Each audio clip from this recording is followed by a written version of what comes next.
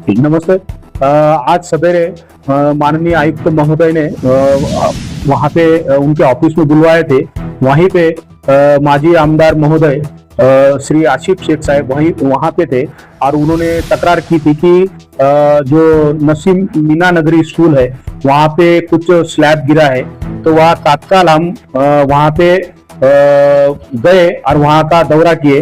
तो वहाँ का जो प्रभाग अधिकारी महोदय है उनसे बोल के जो बिल्डिंग का स्ट्रक्चरल ऑडिट है वो स्ट्रक्चरल ऑडिट करने की सूचना दी गई है। अगर बिल्डिंग धोखादायक है तो धोखादायक अगर हुई तो वहाँ के जो बच्चे कई दूसरी पर्यायी व्यवस्था करके वहाँ पे ट्रांसफर की जाएगी। जी, सबसे पहले तो बारिश का जो बारिश की जो सद्य स्थिति है वो बड़े पैमाने पे मालेगांव शहर में भी बारिश आ रही है। तो उसके मद्देनजर रखते हुए जो पब्लिक है तो पब्लिक में जो अपना जो सीवरेज ड्रेनेज के जो मेन होल पे जाते वक्त अपना ख्याल रखना चाहिए। जो बिजली की वायर वगैरह है उसके बारे में थोड़ा सा एहतियात बरतना चाहिए। उसके बाद में जहाँ पे जो धोखादायक और जो कमजोर बिल्डिंग्स है तो वो बिल्डिंग्स की मालूमात कॉरपोरेशन को देना चाहिए। कॉरपोरेशन के हर प्रभाग में वैसा सर्वे किया है C1, C2 और C3 बिल्डिंग्स का। तब भी अगर कोई छूट जाती है तो जो शुद्ध नागरिक है उन्होंने पर्टिकुलर महापालिका के जो प्रभाग कार्यालय है या अग्निशमन विभाग है या आपातकालीन विभाग है इसको अगर मालूमात दी है कि ये बिल्डिंग धोखादायक है तो वो धोखादायक बिल्डिंग उसका जो धोखादायक एरिया है भाग है वो निकालने की व्यवस्था भी कॉर्पोरेशन से की जाएगी। वो बिल्डिंग हमारे महानगर पालिका की है और वहाँ पे जो संबंधित वहाँ पे जो नगर सेवक थे शायद सिकंदर पहलवान उनसे भी मेरी मुलाकात हुई थी। उनका ऐसा कहना था कि वहाँ पे कुछ रिपेयरिंग वर्क वगैरह हुआ था तो वही बारे में हमने सिटी इंजीनियर महोदय के भी वो बात निदर्शन में ला के दी है। नहीं, पर्टिकुलर उसका जो स्ट्रक्चरल ऑडिट है वो स्ट्रक्चरल ऑडिट होने के बाद में अगर इंजीनियर या स्ट्रक्चरल ऑडिटर बोलता है कि वो बिल्डिंग धोखादायक है तो आगे की प्रोसीजर हमारा जो शिक्षण विभाग है उसके मार्फत की जाएगी। नहीं, बाकी जो सबसे अहम बात जो है तो अभी गिरना नदी में भी ऊपर बारिश होने के वजह से वहाँ पे गिरना नदी में भी जो अपना केटीवेयर बंधा रहा है वहाँ पे अपना पानी रुका हुआ है और पानी बह रहा है। वैसा ही मौसम नदी में भी पानी बहेगा।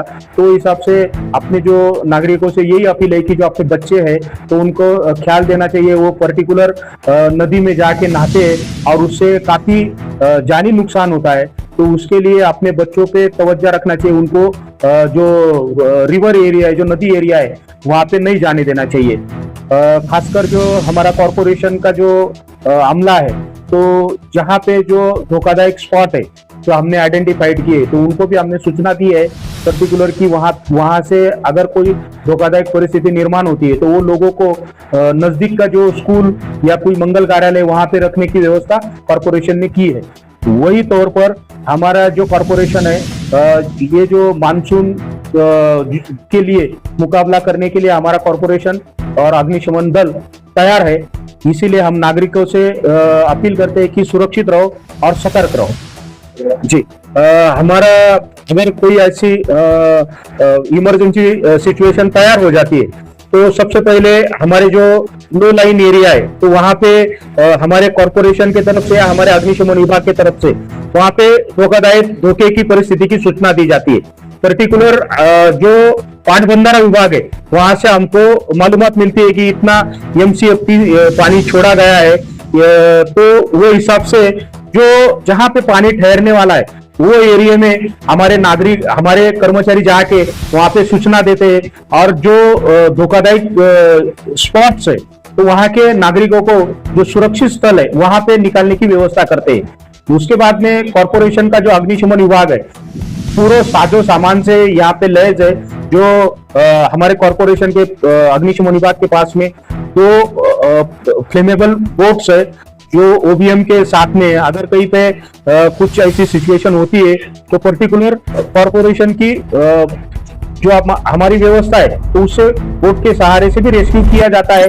अगर कोई पेड़ गिरा है बोट से, अभी जो पेड़ गिरने के हादसा बहुत ज्यादा हो रहे हैं तो पर्टिकुलर पेड़ अगर गिरा है तो वो सिचुएशन हैंडल करने के लिए भी वो व्यवस्था हमारे पास में उपलब्ध है। सर, अगर बहुत ज्यादा बारिश हो तो पब्लिक को क्या एहतियात कर रहे हैं, द्वार के नीचे ना खड़े रहे हैं, ऐसा कुछ? ज्यादा अगर बारिश होती है तो सबसे पहले मैं बोला हूँ कि जो रास्ते में जो पानी जमा हुआ है और बहुत सी गटरों के जो मेन होल है, जो हमारा सीवरेज गटर अभी बने, तो वो मेन होल संभाल के चलना चाहिए, जो ना करे कि उसमें आप गिर सकते हो।